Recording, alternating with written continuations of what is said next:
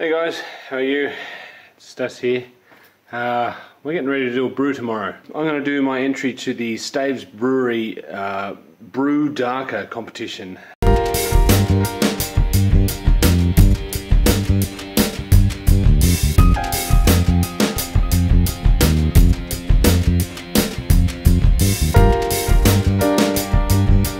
got an idea for a recipe which I'll talk a little bit more in a second about it, but the grains, let's have a look at the grains that I'm using. So just been down into the house, and we're supposed to try and use, it says, Gladfield malt. I didn't have any Pilsner malt, so this is Vitamin Pilsner. Roasted wheat, there's going to be another bag of that.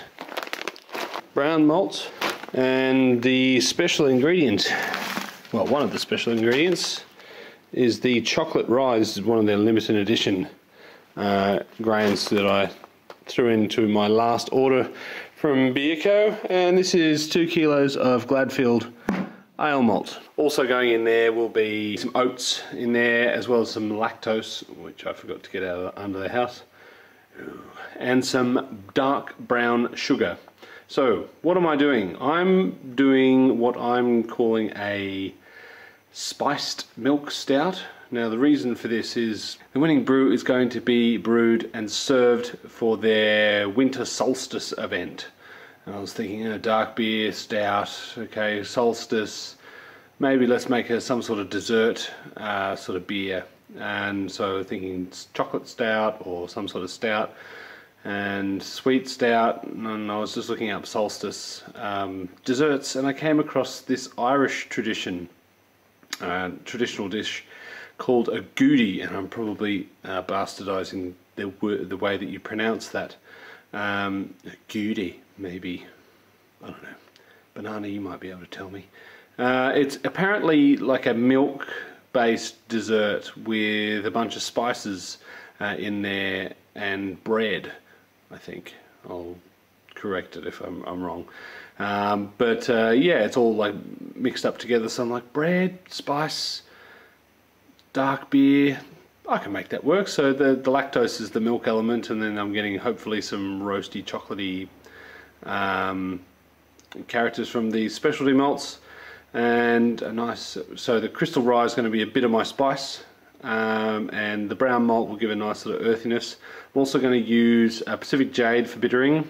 Pretty sure I've got that. If not, I'll sub for Warrior or Magnum or something like that. And then I'm going to use Topaz for the flavour addition, which will give it a sort of an earthy flavour as well. And I'm going to hopefully oak chip this in a keg with, maybe, I haven't decided if I'm just going to use oak or I'm going to soak them in whiskey, like peaty Irish whiskey. I think that might be too much, but we'll just see. Anyway, I'm going to crack on, measure out these grains, crush it, put them in a bucket, and we'll get up early in the morning and do the brew day. Have you ever felt? Are you listening? Damn. Alright, off to do the school run. Now you behave, alright? You just keep doing what you're doing. Mash is over an hour. It's actually more like hour and a half, because getting the kids ready for school. Hour and a half mash, with the mash out that probably went for about half an hour as well. And so yeah, we're just starting the sparge. And yeah, I guess you could say that's a dark beer.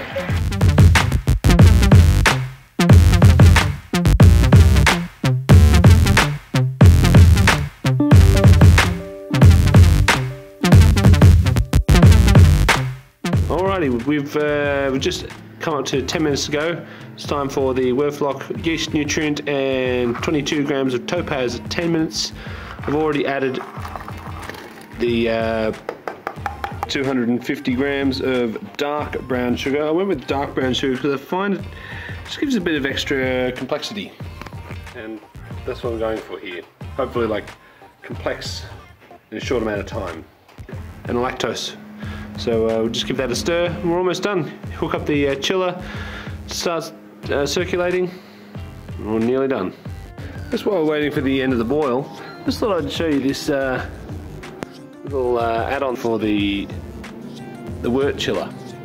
So where I brew at the moment, I'm a long way from any hosing, so you can see the tap all the way down there, and it can be a real pain to adjust the flow rate when you're trying to get the flow right for the temperature.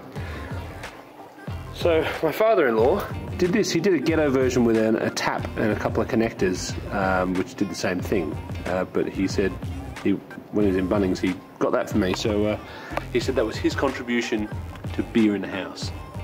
Okay, timer's just gone off for end of the boil, so we're going to start pumping water through, see if we can bring this wort down to about 80 degrees, then we'll do our whirlpool hop. Yeah. I've actually ended up with a couple of litres of extra wort. I'm going to try an experiment. Sanitise this cake tin, and I think I'm going to ferment it with a bit of fake. See what happens. Alright, this is the beer. It's got a little bit of protein in it. I was aiming for 1068. I got 1072. And yeah, so I'll take that. It's got a, hang on a sec. The colour it's a deep red brown, so that should come in nice and darkish, which is good. Let's have a taste.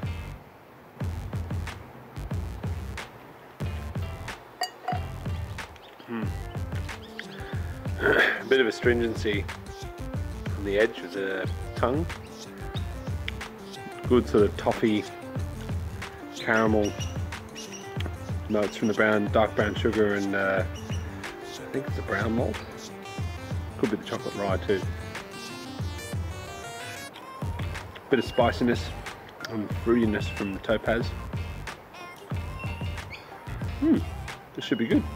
So this will be, because of the lactose, it won't ferment down all that much. It's going to be about a 7-ish% beer, which I think will be a nice sort of dessert winter solstice kind of beer. So yeah, we'll catch up fermentation. I haven't pitched the yeast yet. It's just cooling down the fermenter, and yeah, we'll come back when it's done fermenting. I haven't decided if I'm going to add oak or not. We'll just see what happens, I think, post fermentation. If I do add oak, it'll just be in a keg. I think it's just easier that way. So cheers.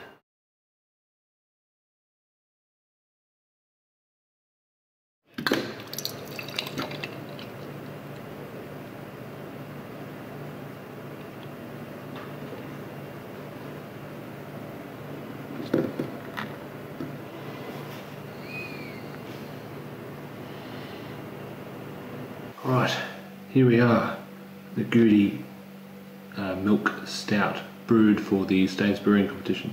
You know that, this is part of the same video.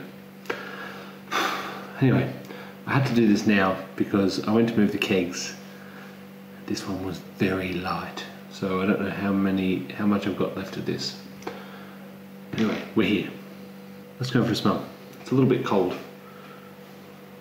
Kegerator's at 3 degrees, 4 degrees. We'll have a smell anyway.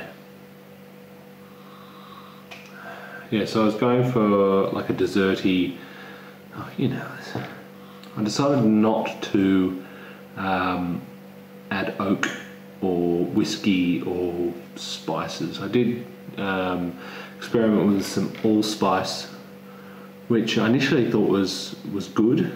Initially there was a bit of a hole in the mid palate in terms of the flavour, but I decided not to commit to putting it in the keg, and I'm kind of glad that I did. I'm getting a big chocolate, lactose, coffee,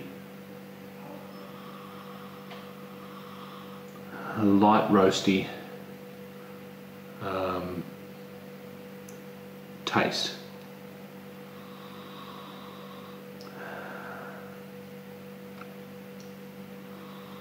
But not a lot of astringency. I do feel that the I use chocolate wheat in this, and I do really like that smoother, chocolatey.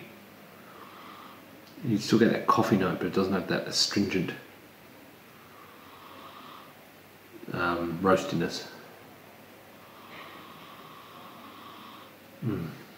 That if you haven't seen the side by side I did with Beefy last week, my mate was up in down in Sydney. I'll put a link to it up. Which way is it? That way, I think. I always get it wrong. I always overthink it.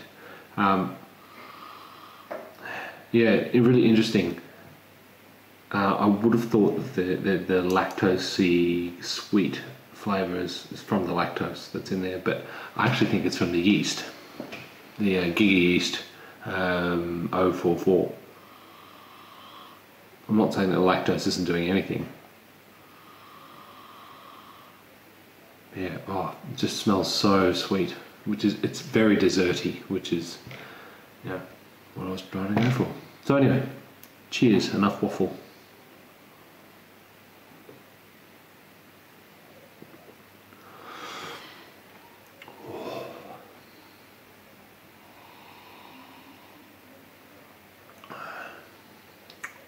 Pretty smooth mouthfeel, medium to full body, sweet, big hit of coffee and chocolate.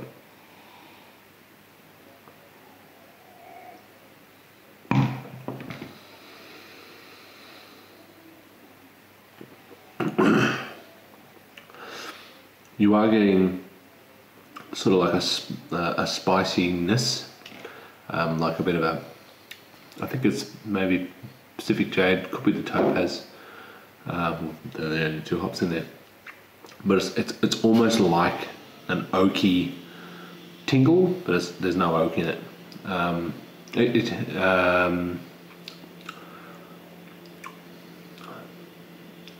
Might be the brown malt. That sort of maybe getting just a little bit of that sort of dark roasted chocolate coffee. I don't know. I'm going to nail down my grain flavours, something similar to my yeast tasting videos. I've got some ideas. Anyway, it's not what this video is about, it's about this beer.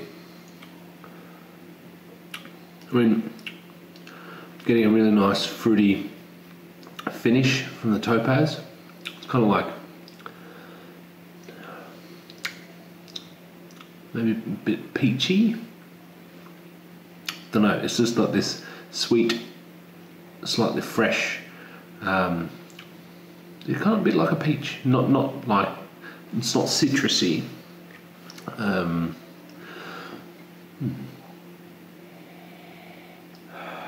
I'm pretty pleased with this beer actually. I mean, it's not perfect and it's very drinkable. It is quite a heavy beer, though, but it is supposed to be a dessert. I kind of brewed it with the whole idea of, the idea is to have one glass and that's it. So, yeah, it's supposed to be a dessert, like a plate of food. So, oh, excuse me. It is very clear. It's quite clear when it's been in the keg for a while. And the colour is a really deep red, brown. It's not totally black. You probably can't see in this light. I mean, if I swirl it around the glass, you can see the lighter colours of it. It's got a nice sort of caramel coloured head, tan head or something. It's nice. Yeah. Worth a rebrew, I think, with maybe a tinker or two. I did think this was going to be 7%, but this ended up finishing at, I can't even remember, it was so long ago. It was over 10-20, so it only ended up being about 5.6, maybe 5.3%, just because of all the lactose and specialty malts that were in there. It didn't attenuate as much as I thought it would.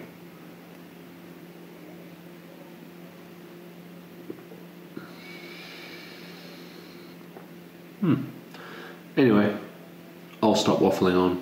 So I hope you've enjoyed this Grange glass, and you know, as always, if this sounds like the sort of beer you would like to brew, just let me know. I'm happy to share the recipe, that's fine.